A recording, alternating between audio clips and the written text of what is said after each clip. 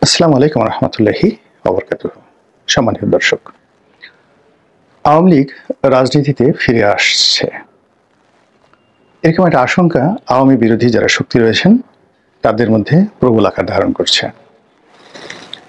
এবং আওয়ামী লীগ কিভাবে আসবে, কখন আসবে, কার মাধ্যমে আসবে, এগুলো এখন নানাভাবে নানা মহল থেকে এই জিনিসগুলো বিশ্লেষণ করার চেষ্টা করছে। কেউ হয়তো বলার চেষ্টা করছেন যে শেখ হাসিনা ব্যক্তিগত জীবনে খুবই সাহসী এবং তার সাহস প্রমাণিত। তিনি কেবল যে 15 বছর ক্ষমতায় বসে সাহস দেখিয়েছেন তা নয়, ক্ষমতার বাইরে বিরোধী দলীয় নেত্রী হিসেবে সাহস দেখিয়েছেন, রাজনৈতিক দলের নেত্রী হিসেবে, রাজপথের নেত্রী হিসেবে সাহস দেখিয়েছেন এবং তার জীবনে সফলতা ব্যর্থতার যেখানে যেখানে হয়েছে যা কিছু সব ক্ষেত্রে তিনি সাহস দেখিয়েছেন, সাহস হারা হননি। একটা উদাহরণ দিই, যেমন ধরুন এরশাদ জামানাতে তার সমাবেশের উপর গুলি চালানো হলো, প্রায় 18 জন একেবারে নির্বিচারে স্পট ডেথ চট্টগ্রামে।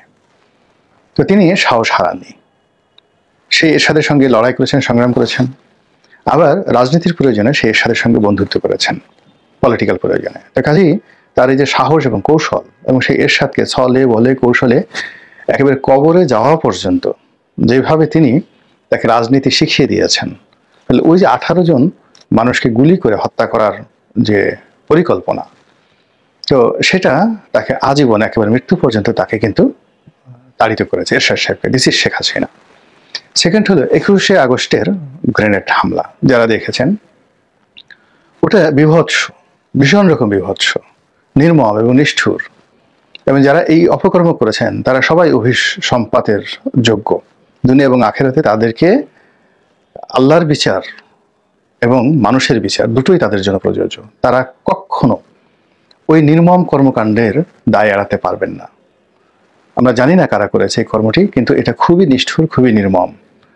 এবং যেহেতু আমি সেই ঘটনার সাক্ষী, আমি জানি ওই দিন কি নির্মমতা ঘটেছিল এবং কি ধরনের ভীত সন্ত্রস্ত অবস্থা তৈরি হয়েছিল। নর্মালি আমাদের বাঙালির অ্যাভারেজ সাহস কি? অ্যাভারেজ সাহস হলো যে আপনার পাশে যদি একটা টায়ার, রিক্সার টায়ার ব্রাস্ট হয়, আপনি 3টে লাফ দিবেন। যদি বেবি ট্যাক্সির চাকা ব্রাস্ট হয়, আপনি পড়ে যাবেন। আর ট্রাকের চাকা যদি ব্রাস্ট হয়, আপনি এমন দৌড় দিবেন, অন্ততপক্ষে আধা কিলোমিটার দৌড়ানোর পরে আপনি চিন্তা করবেন যে আপনি কেন দৌড়ালেন। পুলিশ যদি গুলি করে, একটা পটকা যদি ফাটানো হয়, ককটেল ফাটানো হয়, বোমা ফাটানো হয়, তাহলে দৌড়াদৌড়িতে এমনভাবে শুরু হয়ে যায় যে আপনার ঘনিষ্ঠ বন্ধু দুইজনের গলায়, মানে গলাগলি করে আপনি দাঁড়িয়ে দাঁড়িয়ে কোনো সমাবেশ দেখছিলেন, পথে হাঁটছিলেন, হঠাৎ করে দেখা গেল পিছনে একটা ককটেল ফুটেছে। 1 মিনিট আপনি আপনার বন্ধুকে ভুলে যাবেন এবং একটা ধাক্কা দিয়ে তাকে পিছনে ফেলে ওরে বাবা গো, ওরে মা গো বলে দৌড়াবেন। এটা হলো একটা অ্যাভারেজ বাঙালির যে সাহস। 21 আগস্টে যখন গ্রেনেড হামলা হলো, তখন প্রথমত এই যে দৌড় শুরু হলো, হাজার হাজার নেতাকর্মীর দৌড়, একজনের পায়ের নিচে পড়ে আর একজন আহত। দ্বিতীয়ত যেটা হলো সেটা হলো এই গ্রেনেডের যে স্প্লিন্টার দ্বারা তারা অনেকে আহত হলে ওখানে পড়ে গেলেন, রক্তাক্ত হলেন, অনেকের স্পট ডেথ হলো। এরপরে আবার গুলি চালানো হলো, ব্রাশ ফায়ার করা হলো শেখ হাসিনাকে টার্গেট করে। তো এত কিছুর মধ্যে তিনি ট্রাকের উপর দাঁড়ানো ছিলেন, সেখান থেকে নামলেন, তারপরে তার নিজের গাড়িতে উঠলেন। এটা যেন তেন সাহসের বিষয় নয়। যারা বলেন যে এটা শেখ হাসিনার পরিকল্পিত, যিনি বিএনপিকে বিপদে ফেলার জন্য এই কাজ করেছেন, আল্লাহর গজব তাদের জন্য অপরিহার্য, তাদের মস্তিষ্কের উপর ক্রিয়া পড়বে রীতিমতো। এখন এই যে 21 আগস্টের যে গ্রেনেড হামলা, তারপরে ওনার যে আহাজারি, ওনার যে চিৎকার, ওনার চোখের যে আকুতি, ওনার কান্না, ওনার ক্রোধ, একটু ভালো করে দেখেন তো, পৃথিবীর সবার মতামত নেন, সমস্ত মনোবিজ্ঞানীদের দেখান যে এর মধ্যে কোনো অভিনয় আছে নাকি। তো সেই অবস্থাতে তিনি সাহস হারা হননি। 1/11-এর সময় আপনারা জানেন যে তত্ত্বাবধায়ক সরকারের যে তৎকালীন যে মঈনুদ্দিন ফখরুদ্দিন সরকারের যে মাস্টার প্ল্যান, সেই মাস্টার প্ল্যান অনুযায়ী বেগম জিয়া চলে যাবেন। বেগম জিয়া চলে যাবেন, তারেক রহমান সাহেবকে আগেই পাঠিয়ে দেওয়া হয়েছে এবং বেগম জিয়া নীতিগতভাবে রাজি হয়েছেন এবং তিনি ব্যাগ ঠ্যাগ গুছিয়ে বসে আছেন, রেডি হয়ে আছেন। তো এই যে রেডি হয়ে আছেন, এই সময়টিতে মেজর আক্তার, এই যে বিখ্যাত মেজর আক্তার এমপি, তিনি সেখানে ঢুকলেন এবং বেগম জিয়াকে সেখান থেকে নেওয়ার জন্য তৎকালীন ডিজিএফআই ব্রিগেডিয়ার বাড়ি, সেখানে তিনি বসেছিলেন। তো বেগম জিয়া যাবেন, ঠিক এই সময়টাতে তার বাসায় ঢুকে মেজর আক্তার বললেন, ম্যাডাম আপনি একই কাজ করছেন, আপনি যদি এখন যান বিএনপির রাজনীতি শেষ হয়ে যাবে। এবং উনি দেখেন যে স্টাইলে কথা বলেন, সারা জীবনের জন্য বিএনপি রাজনীতি শেষ হয়ে যাবে এবং এই যারা আপনার বিরুদ্ধে চক্রান্ত করছে তারা লাভবান হবে। দ্বিতীয়ত, শেখ হাসিনা যদি বাংলাদেশে এসে যায় তাহলে টোটাল শেখ হাসিনার মানে এখন বাংলাদেশে আছে, আপনি চলে যান, সে যদি না যায় তাহলে পুরো রাজনীতিটা আওয়ামী লীগের থেকে যাবে, আপনি কি করবেন তখন? তো বেগম জিয়া প্রাজ্ঞ, তিনি বুঝলেন এবং তিনি সিদ্ধান্ত নিলেন তিনি যাবেন না। এবং এই কথা স্বয়ং ব্রিগেডিয়ার বাড়ি আপনার তিনি সাক্ষাৎকারে বলেছেন, টেলিভিশন সাক্ষাৎকারে বলেছেন। তো এখন বোঝার চেষ্টা করুন যে ওই অবস্থাতে শেখ হাসিনা কিন্তু ছিলেন এবং তিনি দেশের বাইরে ছিলেন, তাকে মানে বেগম জিয়াকে পাঠানো হবে এবং তাকে বাংলাদেশে আসতে দেওয়া হবে না। এই জন্য কি করা হলো, সমস্ত এয়ারলাইন্সের টিকিট তার কাটা ছিল, তিনি সেই টিকিটগুলোকে সরকার বললো যে এয়ারলাইনগুলোকে নিষেধ করে দিল যে শেখ হাসিনাকে বহন করা যাবে না। ফলে তিনি হিথরো এয়ারপোর্টে এসে আটকে ছিলেন এবং সেখান থেকে সমস্ত কৌশল করে তিনি রাষ্ট্রকে চ্যালেঞ্জ করে, মঈনুদ্দিন ফখরুদ্দিনকে চ্যালেঞ্জ করে বাংলাদেশে চলে আসলেন। এটা হলো শেখ হাসিনার সাহস। তারপর শেখ হাসিনা যেদিন গ্রেফতার হয়েছিলেন, আপনারা জানলে অবাক হয়ে যাবেন, আমি জানি 1/11-এর সময় দুই নেত্রীকে গ্রেফতার করা হলো। খালেদা জিয়ার বাসায়, বেগম খালেদা জিয়ার বাসায় কি হয়েছে আমি বলতে পারবো না, বাট শেখ হাসিনার বাসায় কি হয়েছে আমি বলি। ওনার বেশিরভাগ লোক পালিয়ে গেছিলেন সেদিন, হাতে গোনা 2-1 ছিলেন। তিনি অভিমান করে খুব করে বললেন যে তোমরা থেকে লাভটা কি, তোমরাও চলে যাও, এবং তারাও অনেকে চলে গেল। এরপর যুব মহিলা লীগের নাজমা থেকে শুরু করে অন্য সবাই যারা ছিলেন রাজনৈতিক নেতাকর্মী, এই তারা উপস্থিত হলেন সেখানে, কিন্তু ওনার যারা পার্সোনাল স্টাফ ছিল তারা কিন্তু সবাই পালিয়েছিলেন, কিন্তু উনি স্থিরভাবে বসেছিলেন এবং সেখান থেকে তাকে যে অপমান করে, যে কষ্ট দিয়ে সেই ঢাকা কোর্টে উঠানো হয়েছিল টান্না হেসলা করে, এ দৃশ্য আমরা এখনো দেখি, কিন্তু তিনি কোনো অবস্থাতে সাহস হারা হননি। তো সেই রমণী এখন যেখানে আছেন, 1/11-এর সময় যেখানে ছিলেন তার চেয়ে 100 গুণ বেটার অবস্থায় তিনি আছেন ভারতের জিম্মায়, with full support of India. এবং 1971 সনে ইন্ডিয়া যে মানে অবস্থানে ছিল আন্তর্জাতিক প্রেক্ষাপটে, তার চেয়ে 100 গুণ ভালো প্রেক্ষাপটে এখন ইন্ডিয়া আছে।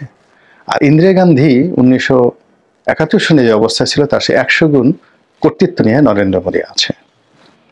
আর ওই সময়টাতে তাজউদ্দিন সরকার যত দুর্বল অবস্থানে ছিল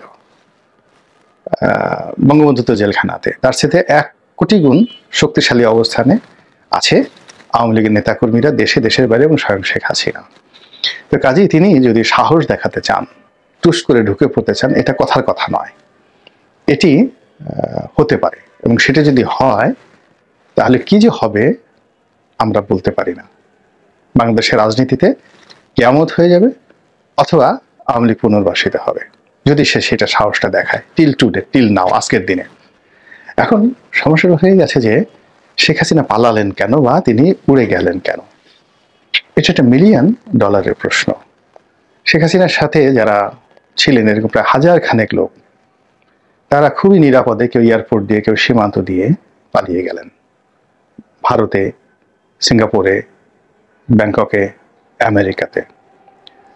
তাদের টাকা পয়সা তারা আগেই নিয়েছিল এবং বাংলাদেশে তারা কেউ তাদের আত্মীয় স্বজনের বিপদে আপদে নেই।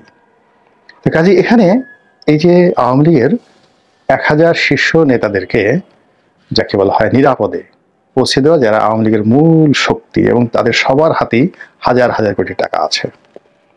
2 নম্বরে হলো যে আওয়ামী লীগের কিছু নেতাকে গ্রেপ্তার দেখানো হয়েছে। এখন যাদেরকে গ্রেপ্তার দেখানো হয়েছে তাদেরকে আওয়ামী লীগ অনেক আগেই মাইনাস করতে চেয়েছিল, কিন্তু তারা এরকম একটা সিন্ডিকেট গড়ে তুলেছিলেন, সেই সিন্ডিকেশনের কারণে এদেরকে আসলে বাদ দেওয়া যায় নাই। তো এই লোকগুলো আওয়ামী লীগের খাতায় বাতিল মাল, বাতিল মাল। সেই বাতিল মাল যারা আছেন তারাই বাংলাদেশে রয়েছেন, পালাতে পারেননি, এবং তাদের একটা বিরাট অংশকে গ্রেপ্তার করা হয়েছে।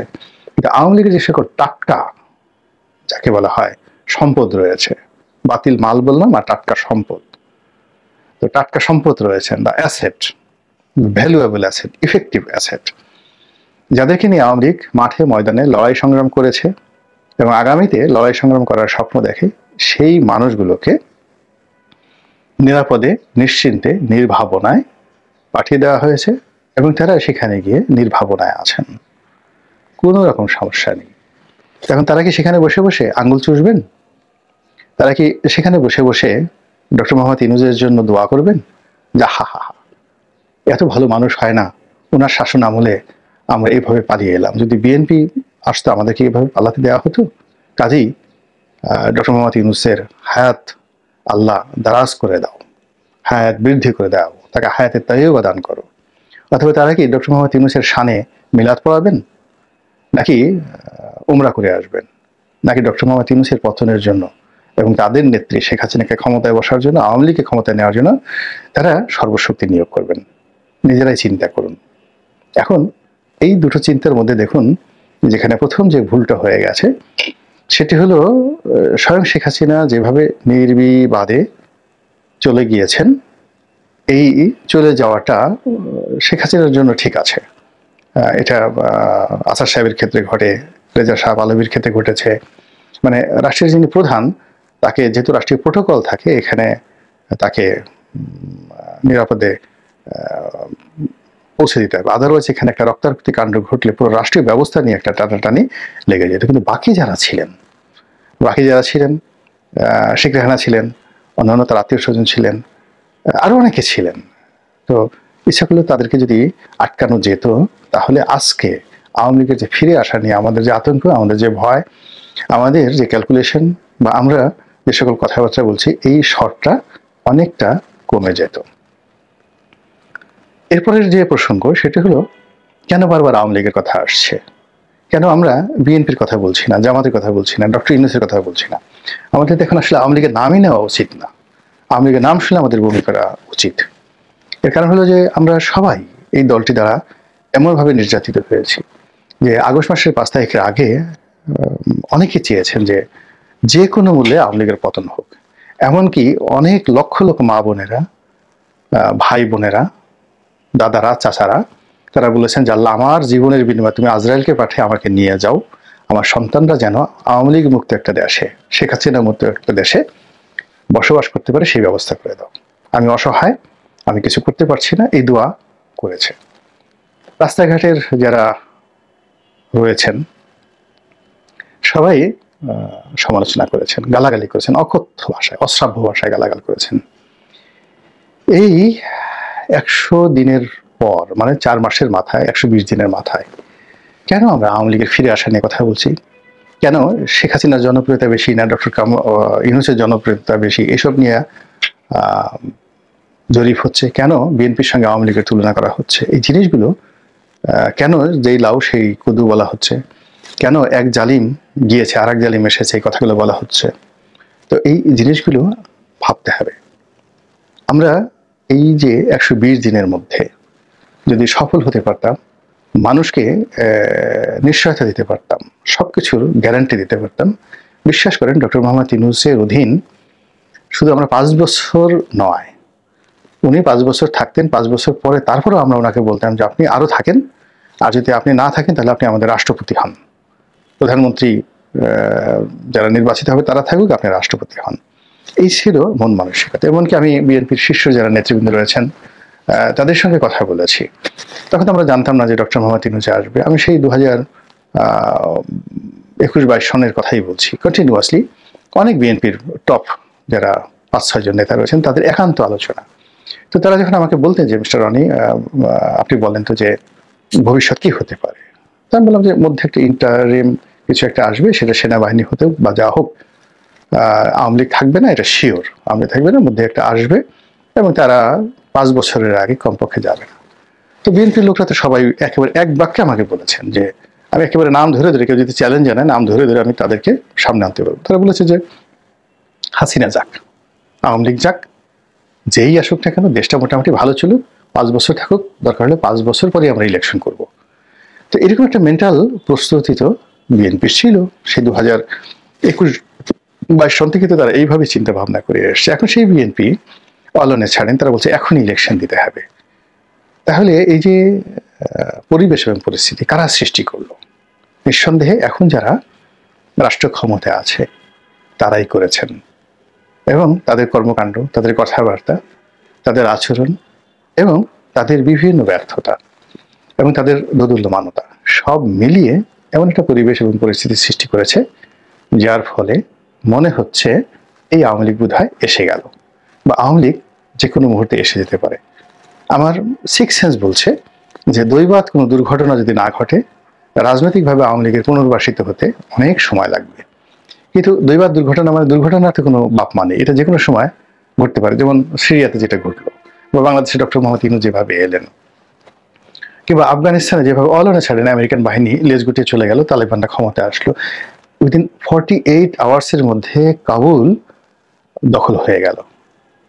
এবং যেভাবে হাতে পায়ে ধরে, তালেবানদের হাতে পায়ে ধরে আমেরিকান সৈন্য সেখান থেকে পালালো, এবং যেভাবে তাদের তাবেদাররা বিমানের ডানার উপরে উঠে যেভাবে পালানোর জন্য তারা চেষ্টা করলো জীবন ভয়ে, আফগান জাতি, সেখানে বাংলাদেশে কি হতে পারে এটা কল্পনাই করা যায় না। বাস্তবতা হলো অনেক রক্ত দিয়েছি, অনেক রক্ত ঝরিয়েছি এই আওয়ামী লীগকে বিদায় করার জন্য। এখন কতটা বিপদে পড়লে, অনেকটা এখন সেই আওয়ামী লীগকে যদি আবার রাষ্ট্র ক্ষমতায় আমরা দেখি, আওয়ামী লীগের আগমন ধ্বনিতে যদি জয় বাংলা বলতে হয়, তাদের জন্য যদি ফুলের পাপড়ি বিছাতে হয়, তাহলে নিজের চামড়া দিয়ে জুতো বানিয়ে নিজে পরিধান করে পাহাড়ে উঠতে যে কষ্ট হয় একটা মানুষের, তার চেয়ে অনেক অনেক বেশি কষ্ট অনেক মানুষের হবে। আল্লাহ আমাদের সবাইকে হেদায়েত দান করুন এবং হেফাজত করুন। আসসালামু আলাইকুম ওয়া রাহমাতুল্লাহি ওয়া বারাকাতুহু।